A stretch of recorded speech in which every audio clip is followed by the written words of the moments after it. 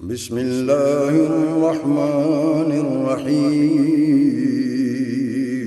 شروع اللہ کے نام سے جو بڑا مہربان نہایت رحم والا ہے۔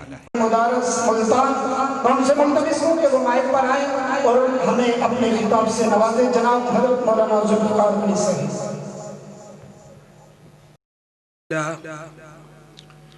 الحمدللہ نحمده ونستعینه ونستغفره ونؤمن به ونتوکل علیہ ونعوذ باللہ من شرور انفسنا ومن سیئات اعمالنا من يهده الله فلا مضل له ومن يضلله فلا هادي له ونشهد أن لا إله إلا الله وحده لا شريك له ونشهد أن سيدنا ومولانا محمدا عبده ورسوله أما بعد فأعوذ بالله من الشيطان الرجيم بسم الله الرحمن الرحيم محمد رسول الله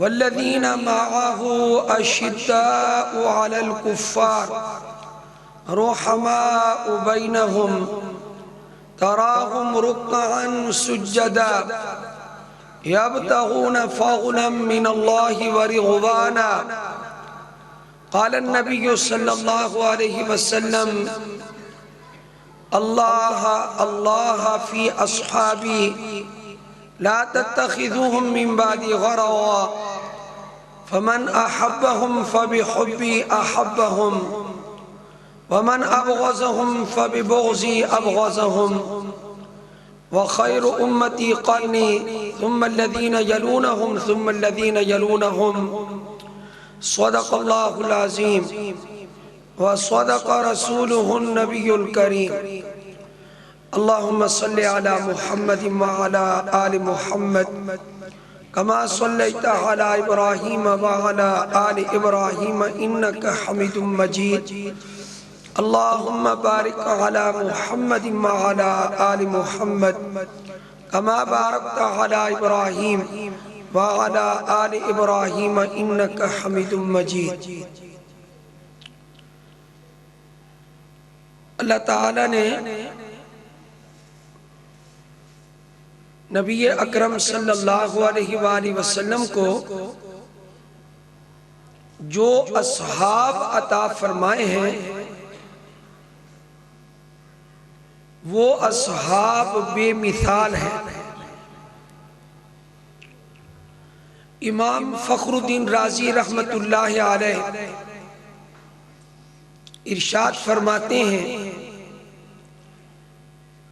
کہ اس دنیا میں جتنے انبیاء علیہ السلام تشریف لائے اللہ تعالیٰ نے سب نبیوں کو مخلص ساتھی عطا فرمائے۔ حضرت عیسیٰ علیہ السلام کے 12 حواری مشہور و معروف ہیں۔ حضرت موسیٰ علیہ السلام کا ایک ایسا خادم جس کو بعد میں اللہ نے نبوت عطا فرمائی، حضرت یوشع بن نون مشہور و معروف ہیں۔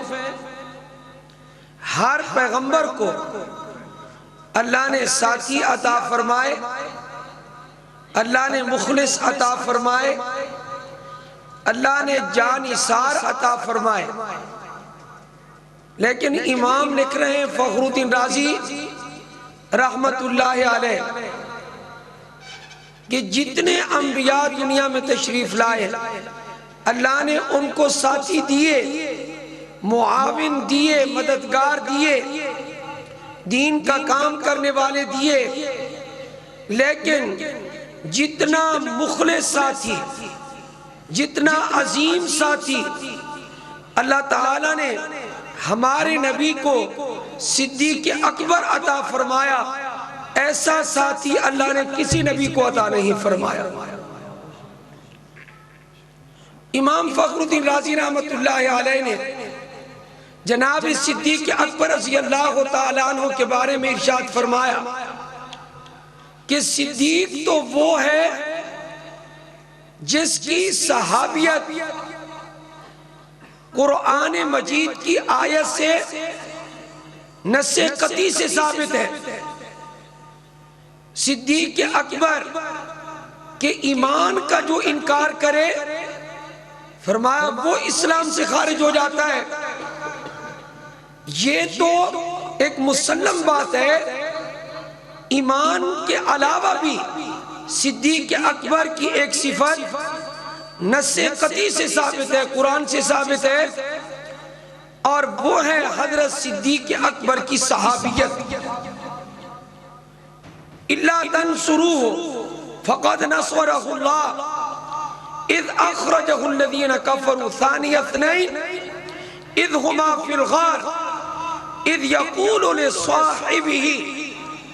اس آیت سے امام فخر الدین رازی رحمہ اللہ نے استدلال کیا ہے کہ حضرت صدیق اکبر رضی اللہ تعالیٰ عنہ کی صحابیت قرآن مجید سے ثابت ہے، احادیث سے تو ثابت ہے، اور قرآن کریم کا انکار کرنے والا شخص ایک آیت کا بھی انکار کرے وہ دائرہ اسلام سے خارج ہو جاتا ہے۔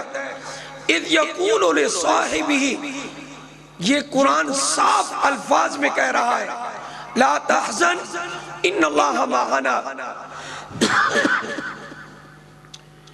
حضرت صلی اللہ علیہ وآلہ وسلم نے اپنے سارے صحابہ کے فضائل بے شمار احادیث میں بیان کی ہے۔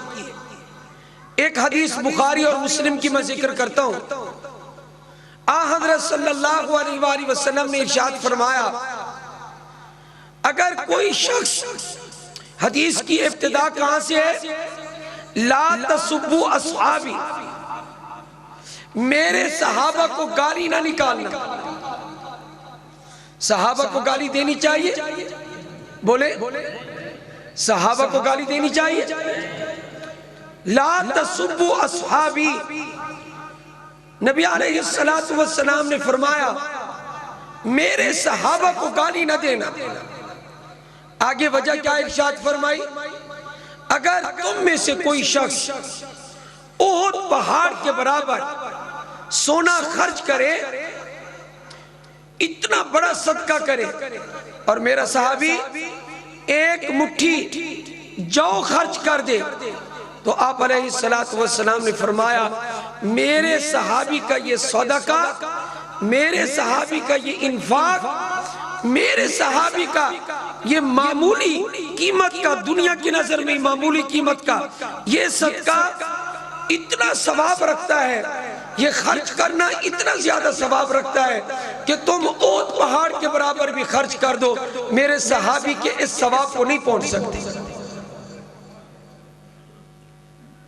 اور ہمارا اہل سنت والجماعت کا عقیدہ ہے کہ پوری اس کائنات کے اولیاء مل جائیں، وہ نبی پاک صلی اللہ علیہ وآلہ وسلم کے ایک صحابی کا مقابلہ نہیں کر سکتے، صحابی کا مقام نہیں پا سکتے۔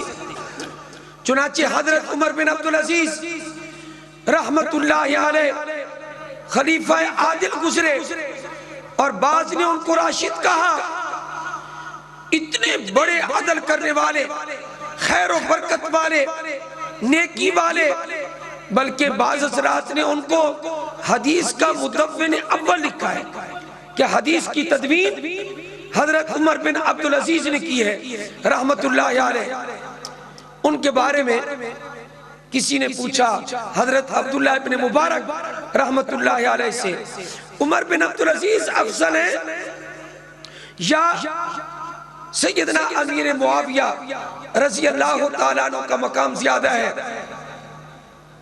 انہوں نے کہا کہ حضرت سیدنا امیر معاویہ رضی اللہ تعالیٰ عنہ نے نبی اکرم صلی اللہ علیہ وآلہ وسلم کے ساتھ مل کر کافروں سے جو جہاد کیا، جس گھوڑے پر سوار ہوئے اس گھوڑے کی ناک میں، اس کے نتنے میں جو غبار پڑا وہ غبار بھی عمر بن عبدالعزیز سے بہتر ہے،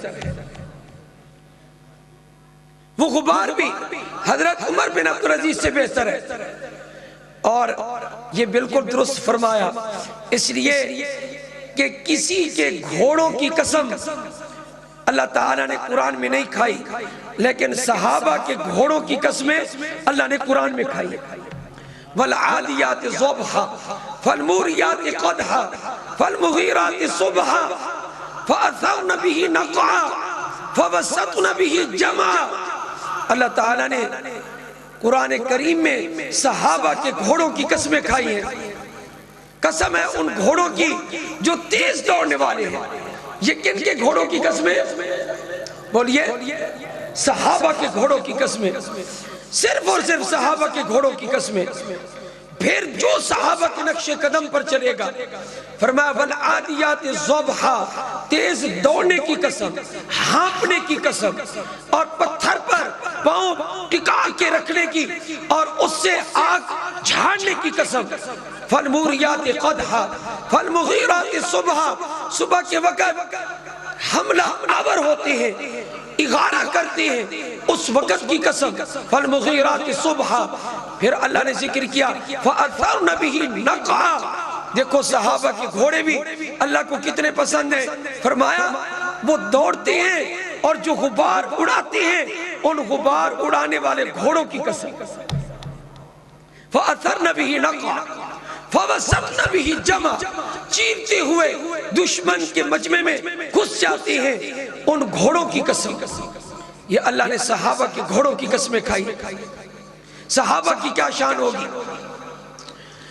ایک بات اور عرض کروں، نبی اکرم صلی اللہ علیہ وآلہ وسلم نے فرمایا ان اللہ اختارنی واختار لی اصحابی، اللہ تعالیٰ نے پوری کائنات میں سے مجھے چنا ہے۔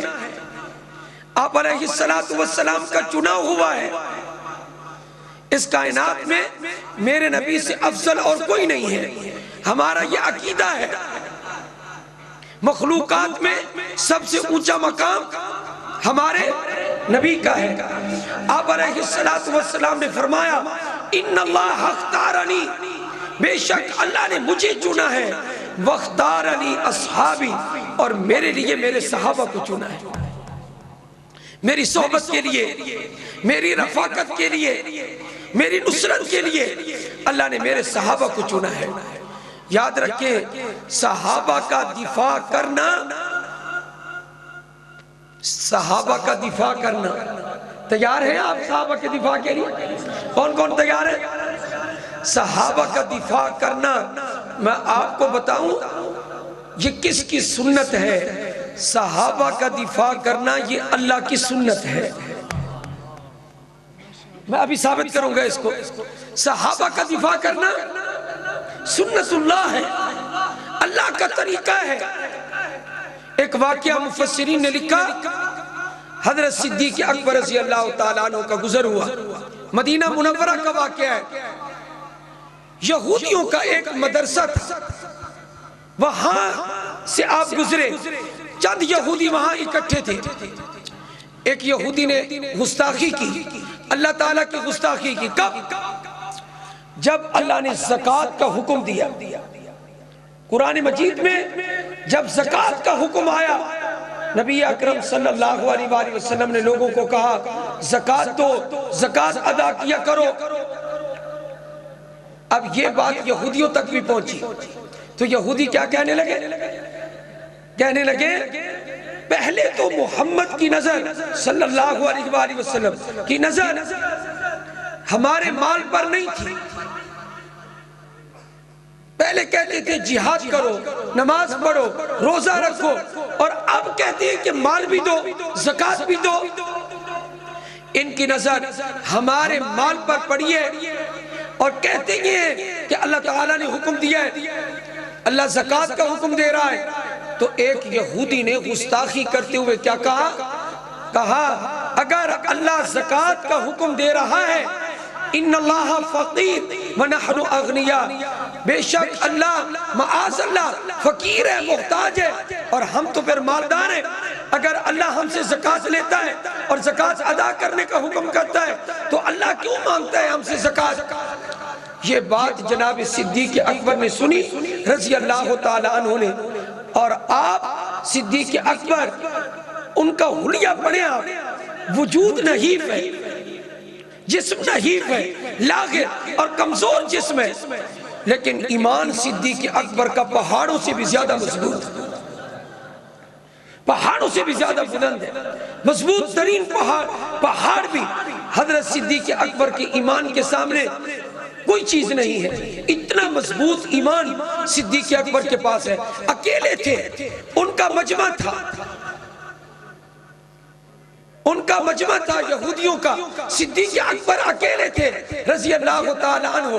حضرت صدیق اکبر سے برداشت نہ ہوا، حضرت صدیق اکبر نے خدا تعالی کی گستاخی کو برداشت نہیں کیا، تو حضرت صدیق اکبر رضی اللہ تعالی عنہ نے اس یہودی کو جو یہ کہنے والا تھا اللہ فقیر ہے ہم مالدار ہیں، زوردار تماچا کس کے رکھا یہودی کے منہ پر، اور تماچا مار کے سیدھا مسجد نبی میں آ گئے۔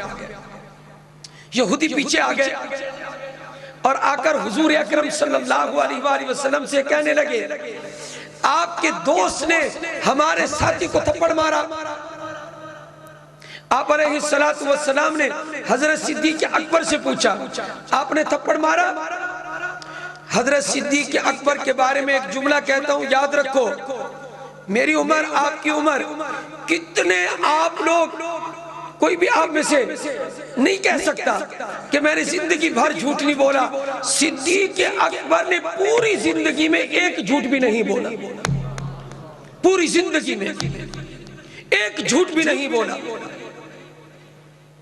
جھوٹ آدمی جب بولتا ہے، ترمذی شریف کی روایت ہے، اس کی بدبو سے فرشتہ 1 میل دور بھاگ جاتا ہے جب بندہ ایک جھوٹ بولتا ہے۔ ایک جھوٹ بولو، فرشتے کو بدبو آتی ہے اور دور ہو جاتا ہے۔ آپ حضرات کمال سمجھتے ہوں گے، میں نے آج ڈنڈی ماری، میں نے جھوٹ بولا، میں نے فلاں کو دھوکہ دیا، لیکن فرشتے نفرت کرتے ہیں جھوٹ بولنے والے سے۔ تو عرض کر رہا ہوں اپنے موضوع سے ہٹ نہ جاؤں، حضرت صدیق اکبر نے پوری زندگی میں ایک مرتبہ بھی جھوٹ نہیں بولا۔ تاریخ اٹھا کر دیکھ لیا۔ آپ علیہ السلام نے پوچھا صدیق تو نے تھپڑ مارا؟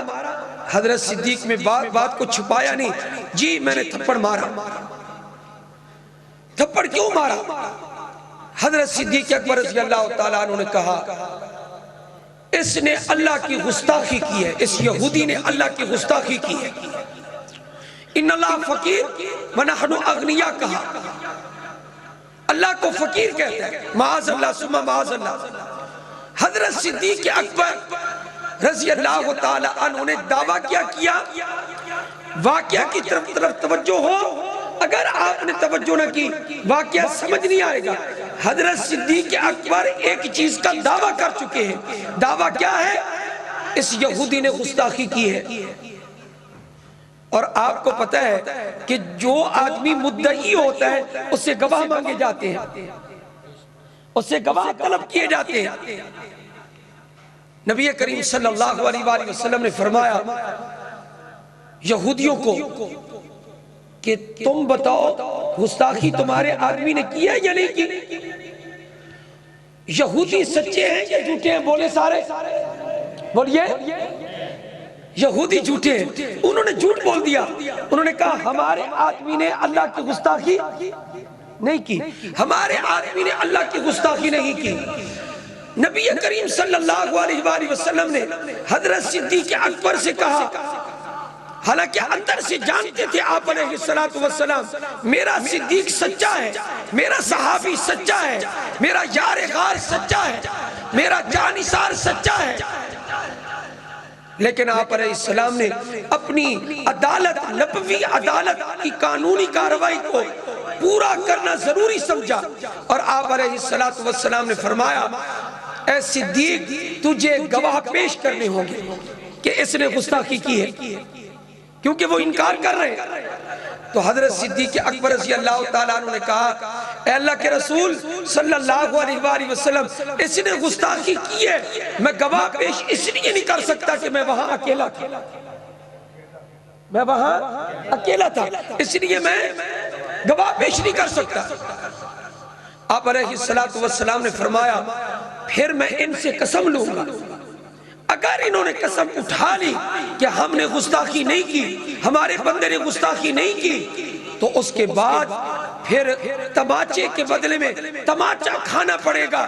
آج وقت آ گیا ہے اس بات کا کہ صدیق کا پاک جسم ہے اور اس کو بچانا ہے، صدیق کا دفاع کرنا ہے۔ لیکن نبی اکرم صلی اللہ علیہ وآلہ وسلم چاہتے تھے صدیق بچ جائے، لیکن دنیا کیا کہتی کہ دوستی کی وجہ سے عدل نہیں کیا، دوستی کی وجہ سے انصاف نہیں کیا، اس لیے نبی پاک صلی اللہ علیہ وسلم نے سچ اور حق کا فیصلہ سنا دیا۔ فرمایا اگر یہودی نے قسم کھا لی تو صدیق پھر قصاص کے لیے، انتقام کے لیے، بدلے کے لیے تیار ہو جاؤ۔ حضرت صدیق اکبر نے سر تسلیم خم کر دیا، جو آپ کا فرمان ہوگا اس پر عمل کریں گے۔ یہودی کو کہا قسم اٹھا، یہودی نے قسم اٹھائی کہ میں نے اللہ کی گستاخی نہیں کی۔ اس کے بعد تو اب مرحلہ کون سا تھا کہ یہودی کا ناپاک ہاتھ صدیق اکبر کے چہرے پہ آئے، یہ وہ وقت تھا۔ اب دیکھیے کہ صدیق اکبر کا دفاع کون کرتا ہے۔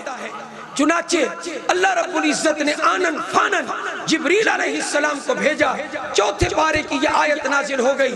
فرمایا لقد سمع اللہ قول الذین قالوا ان اللہ فقیر ونحن اغنیاء، میرے نبی کو جا کر کہہ دو اور دنیا کو جا کر بتا دو اگر صدیق کے حق میں آج کوئی گواہی دینے کے لیے تیار نہیں ہے، میں اللہ قرآن کے ذریعے صدیق اکبر کے حق میں گواہی دیتا ہوں،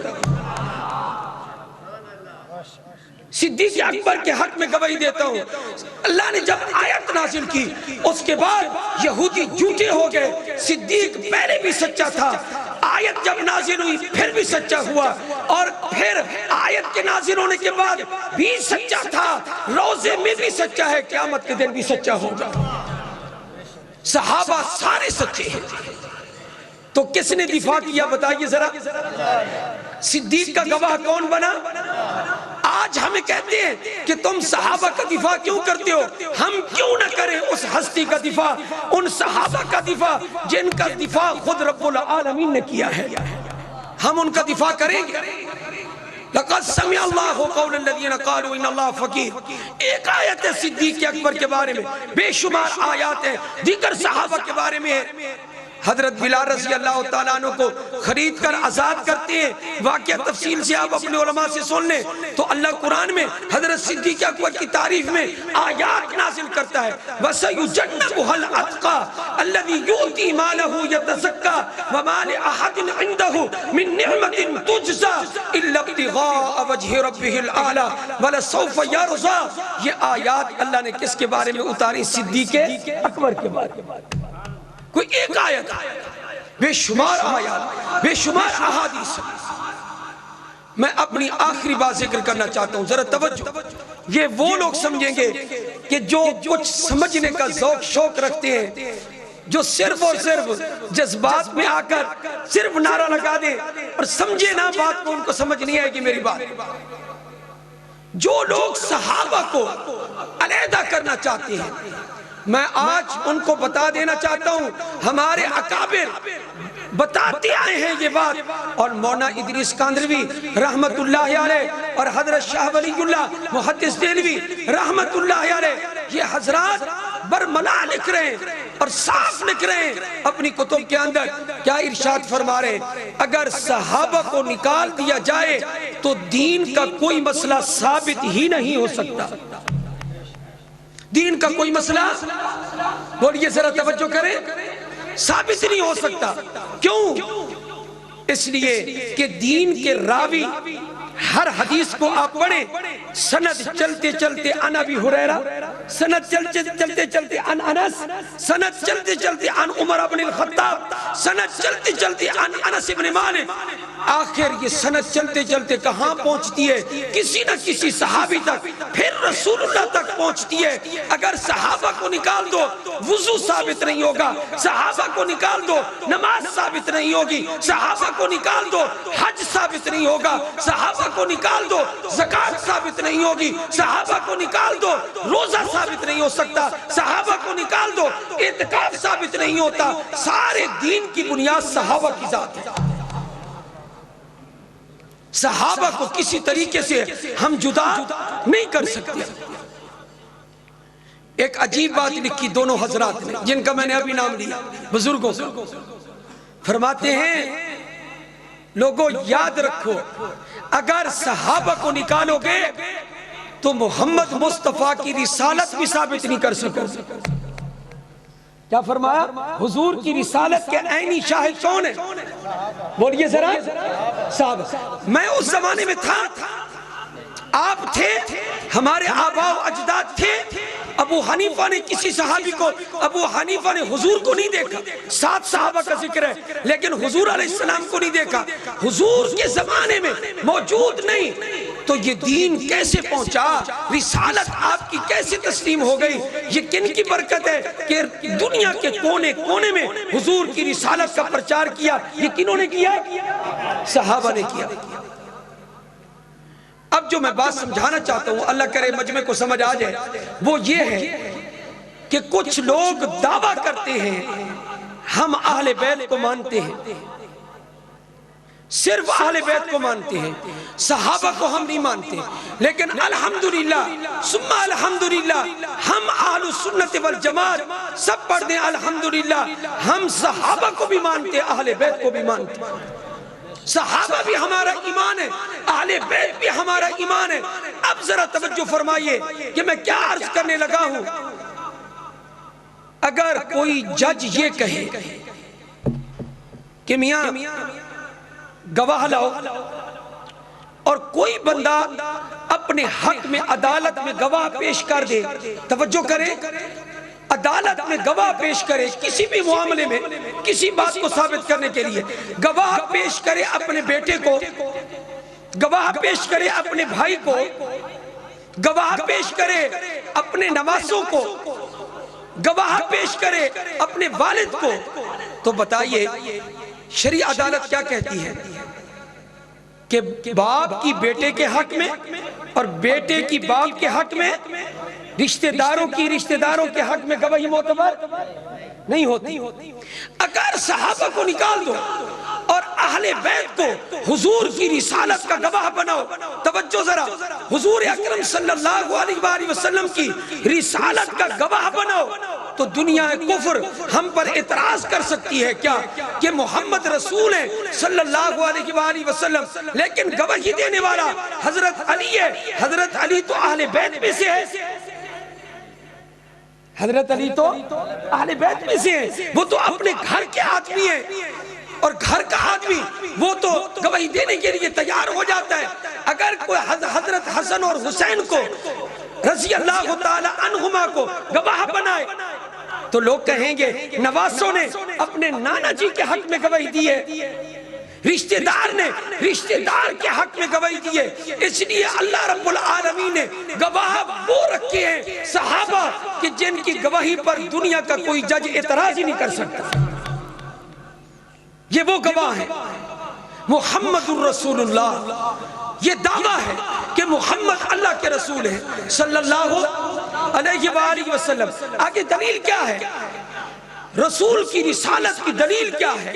رسول اکرم کی رسالت کی دلیل آگے قرآن میں پڑھ کر دیکھو، والذین معہ، وہ لوگ جو رسول کے ساتھ ہیں، اشداء علی الکفار، کافروں پر سخت ہیں، رحماء بینہم، آپس میں رحم دل ہیں، تراہم رکعا سجدا، تو ان کو رکوع کرتے ہوئے سجدہ کرتے ہوئے دیکھے گا، یبتغون فضلا من اللہ ورضوانا، اور وہ ڈھونڈ رہے ہیں، تلاش کر رہے ہیں اللہ کا فضل، اللہ کی خوشنودی، یہ چیزیں تلاش کر رہے ہیں، اور مخلص ترین ہیں یہ صحابہ کی تعریف اللہ نے قرآن میں کر کے اس دعوے کو ثابت کر دیا۔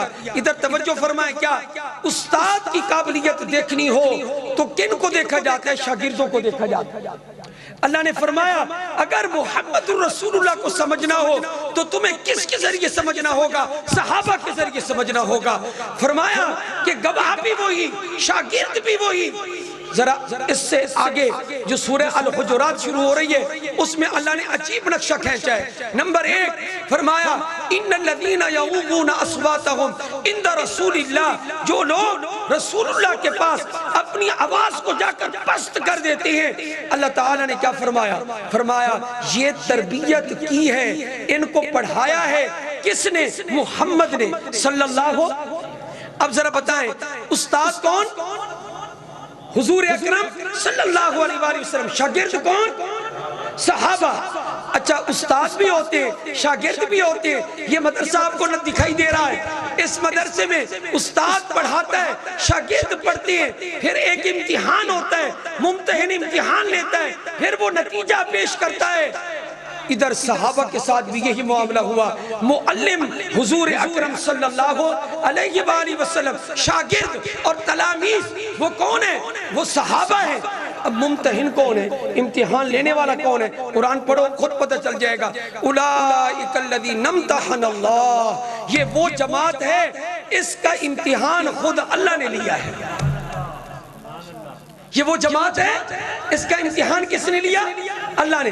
اب اللہ نے لیا تو اے اللہ تو نے امتحان جو لیا کس کتاب کا لیا؟ تو نے ان سے کیا سنا؟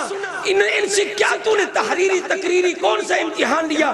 اللہ نے فرمایا نہ یہاں تحریر ہے نہ یہاں تقریر ہے، یہاں کچھ بھی نہیں ہے۔ صحابہ انوکھے ہیں، نرالے ہیں، لہذا ان کا امتحان عام کتابی امتحان نہیں ہے، ان کا امتحان قلوب کا امتحان ہے۔ ان کا امتحان قلوب کا امتحان ہے۔ اولئک الذین امتحن اللہ قلوبہم، اے اللہ ان کے دلوں میں تو نے کیا دیکھا؟ تو اللہ نے فرمایا للتقوی، میں نے یہ دیکھا کہ تقوی ہے یا نہیں ہے۔ لیکن یاد رکھنا کہ اس پر بھی اشکال ہے کہ امتحان تو وہ لیتا ہے کہ جس کو پتہ نہ ہو کہ اندر قابلیت ہے یا نہیں ہے۔ اللہ نے کیوں امتحان لیا؟ اللہ تو عالم الغیب شہادت، پھر اللہ نے صحابہ کا امتحان کیوں لیا جبکہ اللہ کو پتا تھا کہ تقوی اندر موجود ہے؟ اے میرے رب تو نے صحابہ کا امتحان کیوں لیا؟ تو یہ اشکال پیدا ہوگا۔ اس کا جواب سنیے، اس اشکال کا جواب ہمیں تفسیر جلالین نے سکھایا ہے، اگرچہ اس مقام پر نہ صحیح لیکن دوسری جگہوں پر اشاروں سے ہمیں جلالین کا یہ احسان مند ہونا چاہیے۔ جواب سکھایا، فرمایا کہ اللہ نے امتحان لیا اس لیے نہیں کہ اللہ جاننا چاہتا تھا کیا کہ مجھے معلوم ہو جائے اندر تقوی ہے یا نہیں ہے۔ فرمایا نہیں، اللہ امتحان لے کر لوگوں کو بتانا چاہتا تھا کہ میں نے ان کو پاس کر دیا ہے، میں نے ان کو 100% پاس کر دیا ہے، میں نے ان کو نمبر دے دیے ہیں، ان پر کوئی اعتراض نہ کرے۔ اب اشکال پیدا ہوگا کیا؟ اے اللہ تو نے ان کو انعام کیا دیا جب یہ کامیاب ہوئے۔ ابراہیم علیہ السلام کو دیکھیے، پہلا پارہ پڑھیے، وَإِذِ ابْتَلَىٰ إِبْرَاهِيمَ رَبُّهُ بِكَلِمَاتٍ فَأَتَمَّهُنَّ قَالَ إِنِّي جَاعِلُكَ لِلنَّاسِ إِمَامًا۔ جب کئی امتحانات میں حضرت ابراہیم علیہ السلام پاس ہو گئے، اللہ تعالیٰ نے امتحان لے لیا، فَأَتَمَّهُنَّ سب میں کامیاب ہو گئے، تو فرمایا میں نے انعام کیا دیا حضرت ابراہیم علیہ السلام کو؟ قال، اللہ نے کہا انی جاعلک للناس اماما، پوری دنیا کا پیشوا اور مقتدا بنا دوں۔ تو صحابہ کو اللہ تو نے کیا انعام دیا؟ کیونکہ صحابہ بھی کامیاب ہوئے امتحان میں۔ اولئک الذین امتحن اللہ قلوبہم للتقوی، اے اللہ تو نے ان کو انعام کیا دیا؟ آپ کی توجہ ہے یا میں اس بات کو ختم کر دوں؟ میرے آخری جملے ہیں، میں ختم کر رہا ہوں۔ کتنے انعام اللہ نے دیے صحابہ کو؟ 2۔ ذرا آیت پڑھتے جائیں، قاری حافظ ماشاءاللہ بیٹھے ہیں۔ اللہ نے کہا 2 انعام، نمبر 1 لہم مغفرہ واجر عظیم، اللہ نے کہا میں نے ان کی بخشش بھی کر دی ہے اور ان کو اجر عظیم بھی عطا کر دیا۔ 2 انعام اللہ نے دیے۔ مغفرت کا ذکر کیوں کیا؟ یہاں پر مغفرت کا ذکر کیوں کیا؟ اللہ کو معلوم تھا کچھ لوگ آئیں گے تاریخ کا مطالعہ کریں گے اور صحابہ پر کیچڑ اچھالنے کی کوشش کریں گے، صحابہ پر تان و تشریح کریں گے، صحابہ پر انگلیاں اٹھائیں گے، صحابہ پر اعتراض کریں گے۔ وہ کہیں گے کیا فلاں صحابی نے یہ کیا، فلاں صحابی نے یہ کیا، فلاں صحابی نے یہ کیا۔ تو اللہ تعالیٰ نے فرمایا میں اعلان کر رہا ہوں کس بات کا کہ محمد کے صحابہ نے جو کچھ بھی کیا میری طرف سے ان کی بخشش ہو چکی ہے، لہم مغفرہ۔ اب کسی کو اعتراض کرنے کا حق نہیں ہے۔ اس لیے تو علامہ ڈاکٹر خالد محمود سے بھی ہمارے اساتذہ میں سے رحمت اللہ علیہ، ان کے پاس ایک آدمی آیا اور آ کر کہنے لگا مجھے سیدنا امیر معاویہ پر 10 اعتراض ہے۔ کتنے اعتراض ہیں؟ 10 اعتراض۔ سیدنا امیر معاویہ رضی اللہ تعالیٰ عنہ پر 10 اعتراض ہیں۔ حضرت نے فرمایا تجھے 10 اعتراض ہیں تب بھی وہ صحابی رسول ہیں۔ اس نے کہا جی مجھے 20 اعتراض ہیں۔ فرمایا تجھے 20 اعتراض ہیں تب بھی وہ صحابی رسول ہیں۔ اس نے کہا 30 ہیں۔ فرمایا تب بھی وہ صحابی رسول ہیں۔ تجھے 100 اعتراض ہوں، تجھے ہزاروں اعتراض ہوں، لیکن ہم یہی کہیں گے کیا ہیں تو صحابی، ہیں تو صحابی، اور صحابہ کو اللہ بخش چکا ہے۔ لہم مغفرۃ و اجر عظیم، اللہ نے ان کی بخشش کی ہے، اجر عظیم عطا کیا ہے۔ یہ ہیں وہ صحابہ جن کا مختصر میں نے تذکرہ کیا ہے۔ اللہ تعالی ہم سب کو صحابہ کی سیرت پر چلنے کی توفیق عطا فرمائے۔ وآخر دعوانا ان الحمدللہ رب العالمین۔